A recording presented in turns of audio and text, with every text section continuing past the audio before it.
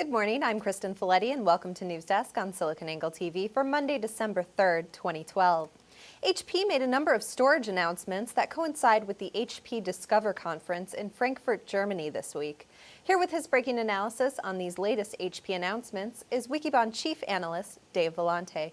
Good morning, Dave. Hi, Kristen. Dave, can you give us a rundown of what HP announced?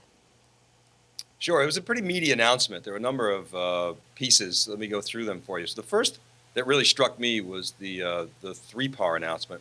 So 3PAR, as you know, is an acquisition that HP made a couple years ago, $2.4 billion acquisition. And 3PAR competes in the very high end of the storage marketplace with the EMCs and the IBMs of the world and Hitachis. With an extremely high-end device, very sophisticated, but also simple to use. And 3PAR has done very well there. Well, what HP has done is they've brought 3PAR down to the mid-market. So they've announced two products, the 7200 and the 7400, I believe, that are priced at around $25,000 and $40,000 respectively. So the impact of this is I think, significant in that they're taking mainframe class technology and bringing that down to the mid-market. And that's going to really, I think, propel that business. 3PAR has already been growing at triple digits. So that's a major announcement. When I interviewed Dave Donatelli a couple of years ago about what excited him about 3PAR, he said, we can take that technology not only to the high end, but we can bring it down market. So now a couple of years later, HP's actually done that. So that's, I think, a big deal. The second thing is another acquisition HP made a couple of years back. It was a company called iBricks.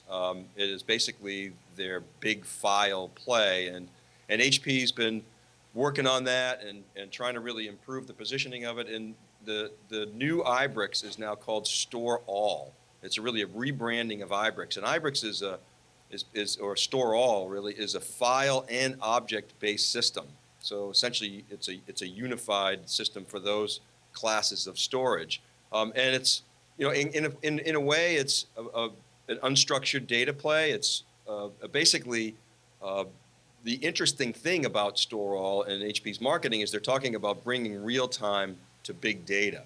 And there's a metadata indexing capability of Store All that we think has a lot of potential here. It's a very exciting part of the announcement, that ability to sort through and sift through metadata. So that's something that we're watching. The third announcement. I'm sorry. It's a big announcement, Kristen. So I'll continue if that's okay.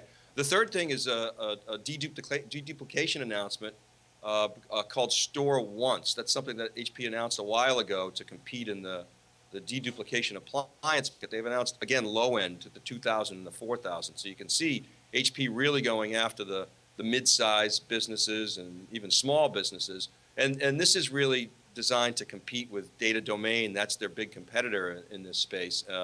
And HP competes with an end-to-end approach. In other words, they're using the same technology throughout their whole portfolio, which is something that they really push.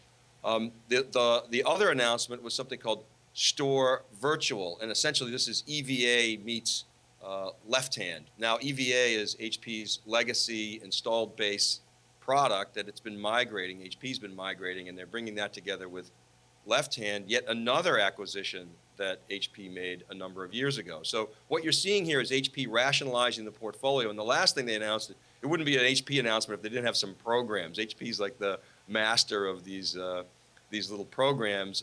They've got two here. One is called is a VM density program. They're guaranteeing you can double your VM density, the number of VMs that you can run on 3PAR. And the other one's called Get Protected. And essentially they're guaranteeing that you can restore data that's backed up at 80% of the ingest rate. So HP uses these programs to generate leads, and they've actually been very effective. So that's the layout of the announcement. And as I say, what you're seeing here, Kristen, is HP rationalizing and extending its storage portfolio. So you weren't kidding. Definitely a lot of announcements there. So how do these announcements fit into the grand scheme of storage? Well, so HP. I think to answer that, you really got to look at HP's strategy, and then we can take it up a level. So HP is really trying to, first of all, extend 3PAR. 3PAR is really a major part of HP's storage strategy. HP went out, they got into a bidding war with Dell, and they won that bidding war, and it was a key acquisition for them because they were able to take 3PAR, which is a $200 million company at the time back in 2010, and they've exploded that. It's been growing at triple digits. HP doesn't talk about how big 3PAR is, but my estimates are that they are tracking well over $500 million. I think they're probably running at $700 or $800 million now on a run rate basis.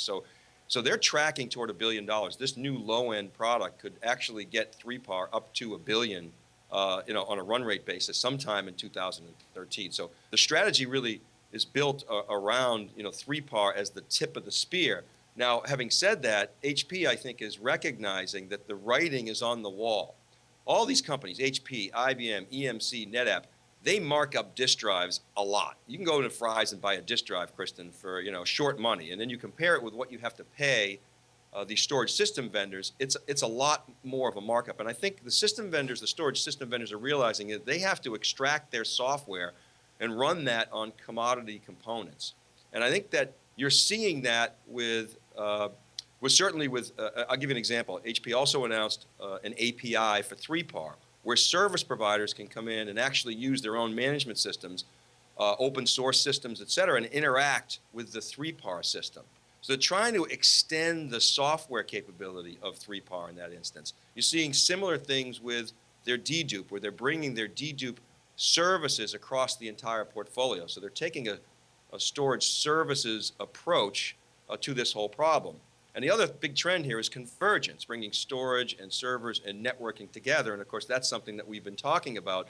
So what you're seeing is bringing that infrastructure together to support cloud, multi-hypervisor, multi-workloads in a multi-tenant environment. And so what you're seeing here really is a software-led emphasis, what we at Wikibon call software-led infrastructure. The industry is talking about software-defined. So the big picture here really is essentially people people being the vendor community are really focusing on trying to put value through software on top of commodity hardware. And that's really what's going on. So overall, how would you describe HP's current storage strategy? Yeah, so as I say, they really are trying to extend that software-led infrastructure piece that we talk about. So software-led infrastructure is really based on the premise that you're going to have software and services running on top of commodity components. So data center services generally, and in this case, storage services specifically. Now, that's really not anything brand new. We've been writing about storage as a service since the mid-2000s. We wrote a piece back in 2006, At Your Storage Service. We've been writing things like Google Storage, looking at Google as, for instance, a harbinger of things to come, where you're really abstracting software, running it on commodity hardware. That's now hitting the data center. So as I say, that's a fundamental part of HP's strategy. That's really not anything new from the standpoint of the concept. It's been around for a while. It's a little bit new for the data center. What is new, though, Kristen, is the way in which metadata is being managed. This is, in our view, all about metadata. There's systems metadata and there's data metadata. Metadata, of course, is data about the data. So to the extent that you can very quickly access and index and act upon metadata, you can get data to where it needs to be fast. You can make sure data is in the right place. For example, you can